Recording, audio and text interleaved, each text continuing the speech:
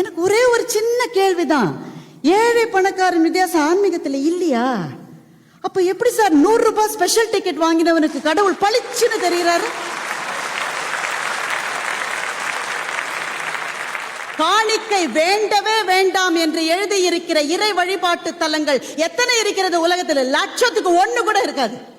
காணிக்கை போடுங்கன்னு தானே சார் உங்களுடைய ஆன்மீகமும் சொல்லுகிறது. எது ஃப்ரீ இந்த உலகத்தில்? அறிவியலும் ஃப்ரீ கிடையாது, ஆன்மீகமும் ஃப்ரீ கிடையாது.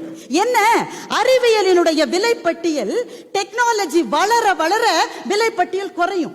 முதல்ல செல்போன் வந்த போது இன்கமிங்க்கு 1 மினிட் இன்கமிங்க்கு 18 ரூபாய் நாமெல்லாம் கட்டிட்டு இருந்தோம்.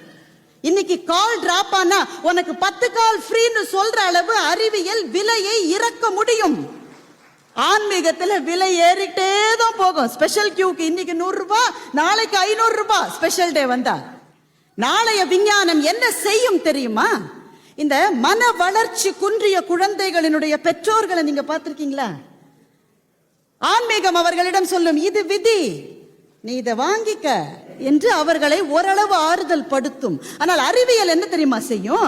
இந்த மாதிரியான குழந்தைகள் பிறப்பதற்கு முன்னாலேயே DNA கரெக்ஷன் பண்ணி குறைபாடுகளே இல்லாத ஆரோக்கியமான குழந்தைகள் நாளை பிறப்பதற்கு அறிவியல் தான் நமக்கு வழிகாட்டுமே தவிர ஆன்மீகம் அல்ல. Download ShareChat.